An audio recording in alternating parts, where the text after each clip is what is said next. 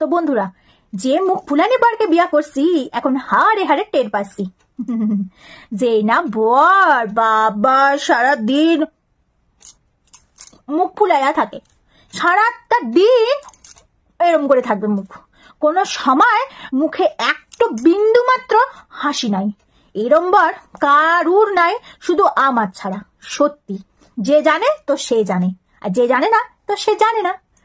বিয়ের আগে বাবা ভোলানাথের মাথায় জল ঢাইলা ঢাইলা ঢাইলা, ও বাবা গো, ভোলানাথের মতোই একখান বর পাইছি গো আমি, ভোলানাথের মতনই আমি একটা বর পাইছি। ওরে বাবা, এমনিতে ভীষণ ভালো, কিন্তু কথা গোনা কথা বলে, একটা কথা এক্সট্রা বলবে না, সব দেবে, যা চাইবো সব দেবে, শুধু এই বলছি কি আমাকে এটা একটু কিনে দেবে গো, আমাকে ওখানে একটু ঘুরতে নিয়ে যাবে গো। হু ছাড়া ওর মুখে কোনো কথা নাই। তুমি যদি ওর মুখ থেকে হু ছাড়া একটা কথা বার করতে পারছো তাহলেই কাম সারছে। আমার বন্ধু বান্ধব আত্মীয় স্বজন, এমনকি ওর আত্মীয় স্বজন ও খুব ভালোভাবেই জানে ও এক্সট্রা কোনো কথা বলে না। ওর আত্মীয় বাড়িতে কদিন আগে বিয়ে বাড়িতে গিয়েছিলাম, আমি তো ওর আত্মীয় স্বজনের সাথে সবার সাথে মিশে গেছি বেশ ভালো, আমি যে কোনো মানুষের সাথে খুব ভালো মতনই মিশতে পারি, কিন্তু ও সেটা পারে না। সবাই তো সমান নয়, কিন্তু একটু আধটু তো মিশতেও হয়।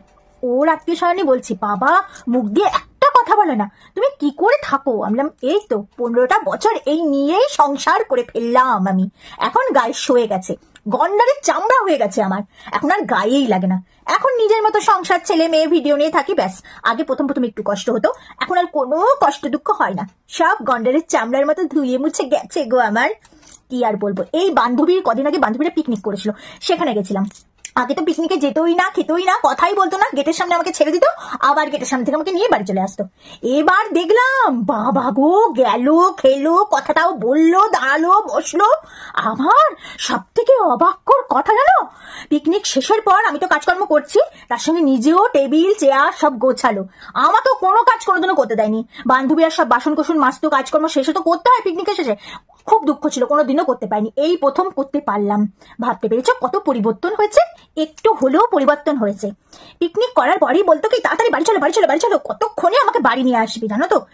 এবারে সেটা করলো না, নিজেও কাজ করলো, আমিও করলাম, দাঁড়ালো একটুখানি, পিকনিক শেষ হলো, তারপরে বাড়ি এলাম। আমি এটাতে অনেক শান্তি পেয়েছি না, 100%-এর মধ্যে 1% তো পরিবর্তন হয়েছে না। আমি একটা মনের মতো বর পেয়েছি, আমার সব দুঃখ ঘুচিয়ে গেছে গো, আমার আর কোনো দুঃখ নেই। আর একটু যদি কথাটা বেরোতো, থাক, আর বেশি আশা করে লাভ নেই বাবা, বেশি আশা করা ভালো না।